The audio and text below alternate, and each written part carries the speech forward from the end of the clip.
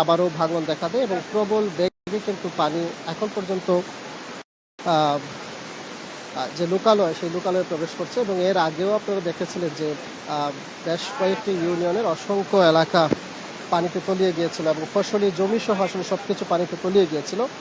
একই অবস্থা কিন্তু আবারও তৈরি হয়েছে। আজকের যে ভাঙন সেই ভাঙনের ফলেও কিন্তু নতুন করে আবারও সেসব এলাকা প্লাবিত হওয়ার শঙ্কা তৈরি হয়েছে এবং আপনারা জানেন যে হয়তোবা একটি তথ্য আপনাদেরকে জানিয়ে রাখি যে খোয়াই নদীর পানি এখন পর্যন্ত লিলি আল্ট্রাসফট সিরাম জেল, যা গভীর থেকে স্কিনে দেয় 3 গুণ সিরাম হাইড্রেশন। সিরাম জেল হাইড্রেশনে ব্রাইট থাকো সব সিজনে। বৃদ্ধির দিকে রয়েছে এবং চুনারুঘাটের যে বাল্লা সীমান্ত রয়েছে সেই বাল্লা সীমান্তে খোয়াই নদীর পানি বিপদসীমার 130 সেন্টিমিটার উপর দিয়ে প্রবাহিত হচ্ছে এবং পানি উন্নয়ন বোর্ডের সেই তথ্য অনুযায়ী তারা যেটি বলছে যে নদীর পানি বৃদ্ধি এখনও অব্যাহত রয়েছে। ফলে নদীর পানি যদি আরও বৃদ্ধি পায় সেই ক্ষেত্রে নতুন করে আবারও সেই এলাকাগুলো প্লাবিত হতে পারে এবং এই অংশটিতে কিছুদিন আগে ভেঙে গিয়েছিল আপনারা জানেন।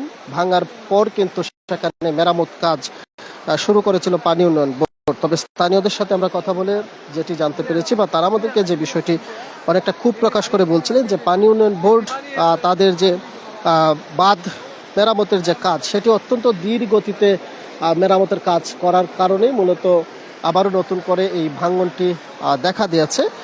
ফলে নতুন করে আবারও বিপর্যয়ের মুখে পড়েছে এলাকার মানুষজন। আরেকটি বিষয় জানিয়ে রাখি, আজকে সকালে কিন্তু হবিগঞ্জ 3 আসনের সংসদ সদস্য এবং জাতীয় সংসদের হুইপ আলহাজ জিকে গোস তিনি এসেছিলেন এই এলাকাটি পরিদর্শনের জন্য, অর্থাৎ বাঁধ পরিদর্শনের জন্য এসেছিলেন এবং তিনি বাঁধটি পরিদর্শন করে যাওয়ার পরপরই এই ভাঙন দেখা দেয় এবং ভাঙনের ফলে প্রথম অবস্থায় ভাঙনের যে অংশটি সেটি অত্যন্ত ছোট ছিল এবং পর্যায়ক্রমে সেই ভাঙনকৃত যে অংশটি সেটি বড় হচ্ছে। এখনও কিন্তু ভাঙনকৃত অংশটি বড়র দিকেই রয়েছে এবং প্রবল বেগে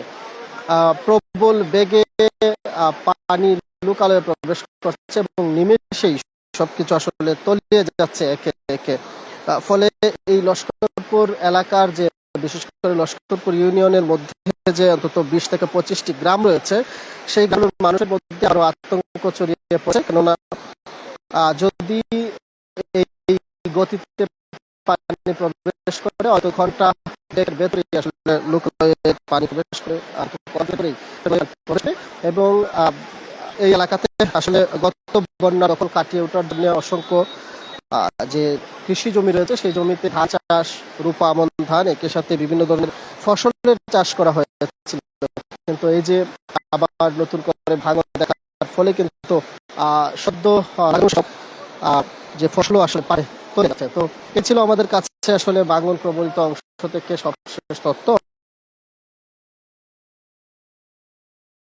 লিলি আল্ট্রাসফট সিরাম জেল, যা গভীর থেকে স্কিনে দেয় 3 গুণ সিরাম হাইড্রেশন। সিরাম জেল হাইড্রেশনে ব্রাইট থাকো সব সিজনে।